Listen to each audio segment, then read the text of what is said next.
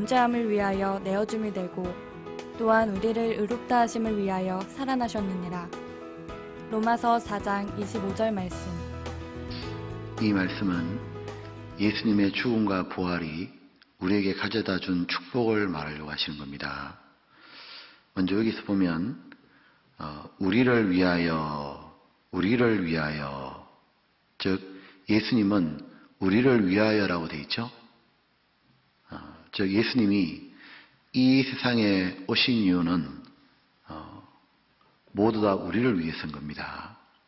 예수님이 사람이 되신 것도 우리를 위함이고, 예수님이 죽으신 것도 우리를 위한 것이고, 마귀의 시험을 이긴 것도 우리를 위한 것이고, 공생의 삶도 우리를 위한 것이고, 십자가에 죽으신 것도 우리를 위한 것이고, 무덤에 들어가신 것도, 장사되신 것도, 그리고 다시 부활하신 것도 모두 우리를 위한 겁니다.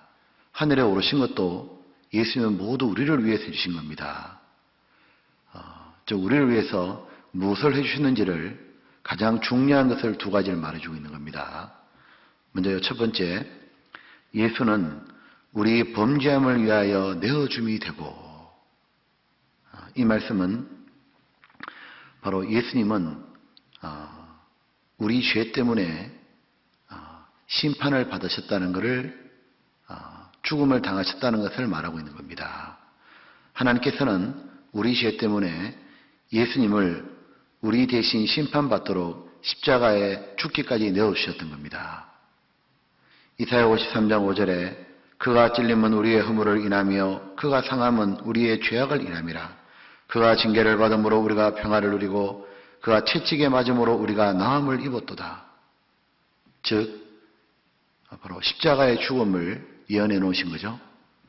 바로 예수님이 이 십자가의 고통스러운 죽음으로 말미암아 우리는 나음을 입었도다. 심판을 면하게 되었다 그 말입니다.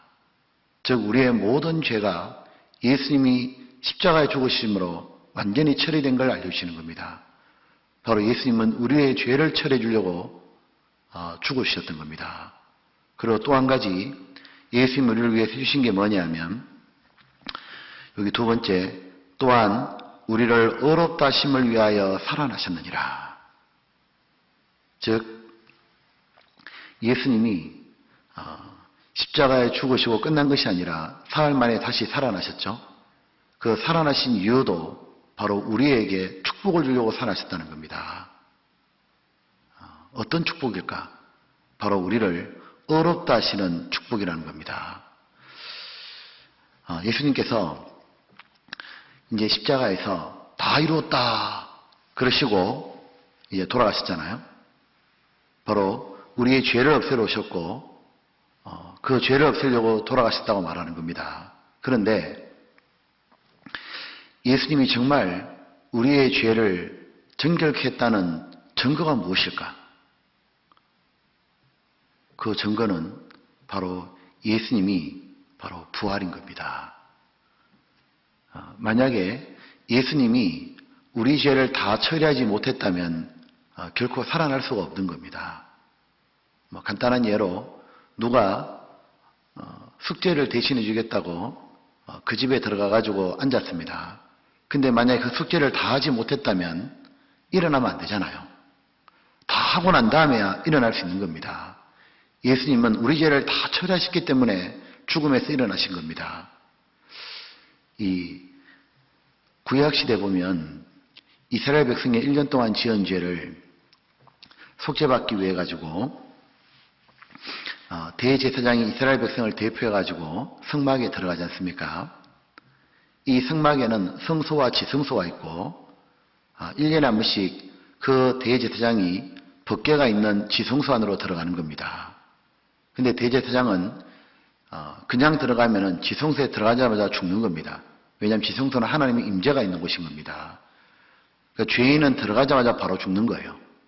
그래서 대제사장은 자기도 속죄함을 받고 또 모든 백성의 죄를 속죄하기 위해서 양이나 소나 이 짐승의 희생의 피를 가지고 들어가야 되는 겁니다. 이제 들어가가지고 이제 이 시온자 속죄하는 그 위에다가 짐승의 피를 뿌리는 겁니다. 이제 피를 뿌리면 바깥의 백성들은 성막 바깥에 조용히 앉아서 기다리는 겁니다. 뭘 기다리냐면 소리를 기다리는 거예요. 어떤 소리냐면 이 대제사장이 피를 뿌리는데 제사장 옷 끝에는 방울이 달려있는 겁니다. 만약 하나님께서 이 제사를 받으시면은 제사장은 지성소에 죽지 않고 피를 뿌릴 때 딸랑딸랑 소리가 나는 거예요.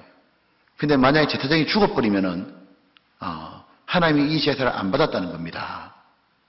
그 방울 소리가 들릴 때 제사장은 살아있고 하나님은 이스라엘 모든 백성의 죄를 사해졌다는 증거가 되는 겁니다. 그때 이스라엘 백성들은 마음의 평안과 안심을 가지는 거예요. 이처럼 예수님은 우리의 대제사장입니다. 예수님은 이제 십자가에서 돌아가시고 장사된 지 사흘 만에 살아나셔가지고 이제 예수님은 바로 하늘 성소에 올라가신 겁니다. 그리고 예수님의 자신의 피를 가지고 올라가셨습니다. 그리고 거기서 예수님은 항상 살아계셔가지고 하나님 보좌 우편에 있으면서 우리를 위해서 항상 기도하시는 겁니다. 바로 하나님이 우리의 죄가 완전히 처리되었다는 것에 대한 보증이 바로 예수님의 부활이었던 겁니다. 동시에 이 예수님이 부활하셨다는 건 무엇이냐면 바로 예수님은 죄인이 아니라 하나님의 아들이자 의인이라는 증거인 겁니다. 로마서 1장 3절로 4절에 보면 이 아들로 말하면 육신으로는 다윗을 통해 나셨고 성결의 영으로는 죽은 가운데서 부활하여 능력으로 하나님의 아들로 인정되셨으니 곧 우리 주 예수 그리스도시니라. 만약에 예수님이 의인이 아니시고 죄인이라면 예수님은 죽으셔도 자기 죄 때문에 죽으신 거지 우리 죄를 대속하신 것이 아닙니다. 또한 그 죽음으로 우리 죄가 처리도 안 될 뿐만 아니라 우리는 더더욱 예수님 덕분에 어렵게도 안 되는 겁니다. 그런데 예수님은 부활하신 겁니다. 그 말은 무엇이냐면 예수님은 자기 죄 때문에 죽으신 게 아니고 바로 의인이시기 때문에 죄 없는 의인이시고 우리 죄를 처리하려고 죄값으로 죽음을 맛보신 겁니다. 즉 예수님이 바로 의인이시라는 거예요. 이게 왜 중요하냐면은 바로 예수님이 의인이라는 말은 의의 대표가 되기 때문에 그런 겁니다. 이 첫사람 아담은 죄인의 대표인 겁니다. 즉 아담 한 사람이 잘못하는 바람에 인류에는 죄가 들어온 거예요. 모든 사람은 이제 다 죄인으로 태어난 겁니다. 이 저주스러운 운명을 바꾸기 위해서는 의인 한 분이 필요한 거예요. 아담이 죄를 지어 죄인이 되었잖아요. 그런데 죄인 한 사람 때문에 모든 사람이 죄인 되었다면 어려운 행동을 하시는 의인 한 사람만 있으면은 모든 사람을 어렵게 만들 수 있잖아요. 그 겨울에 이렇게 이제 붕어빵 굽잖아요. 근데 붕어빵 구울 때 틀 중에 한쪽이 찌그러지면 그 밑으로는 찍을 때마다 전부 다 붕어빵은 찌그러진 붕어빵 나오죠. 근데 만약에 요 틀을 딱 고쳐가지고 올바른 붕어빵 틀이 있으면 그 다음부터는 전부 다 뭐냐 하면 올바른 붕어빵이 나오는 겁니다. 이처럼 바로 하나님은 이제 이 아담 한 사람 때문에 죄인인 아담 한 사람 때문에 모든 사람이 죄인이 된 이 운명을 끝내주시려고 바로 의인이신 예수님을 보내신 겁니다. 예수님은 이제 어려운 행동을 하셨고 하나님께 죽기까지 십자가에 복종하시므로 말미암아 완전히 순종하신 겁니다. 율법을 다 지키신 거예요. 예수님이 바로 인류의 유일한 의인이셨던 겁니다. 그래서 이제 예수님의 의인의 한 분의 죽음으로 이제 예수님 안에 들어오는 사람은 모두 의인이 되는 겁니다. 그래서 베드로전서 3장에 보게 되면 그리스도께서 한 번 죄를 위하여 죽으사 의인으로서 불의한 자를 대신하였으니 이는 우리를 하나님 앞으로 인도하려 하심이라. 육체로는 죽임을 당하시고 영으로는 살리심을 받으셨으니. 보자, 이제 이래 된 겁니다. 예수님께서 의인으로 오셔가지고 불의한 우리의 죄를 다 담당하셨기 때문에 이제 우리는 예수님 덕분에 의로운 사람이 되고 하나님께 당당히 나아감을 얻게 되는 겁니다. 바로 한 번도 죄를 안 지은 사람처럼 예수님이 어려웠던 것처럼 하나님 우리도 어렵게 봐주시는 거예요. 우리가 무엇을 믿느냐 하면은 예수님의 죽음과 부활을 믿는 겁니다.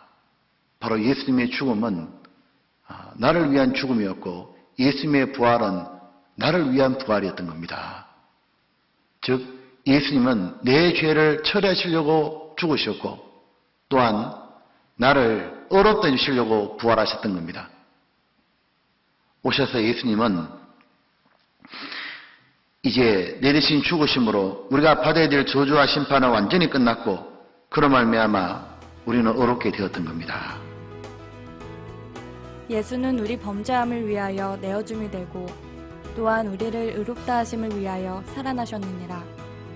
로마서 4장 25절 말씀.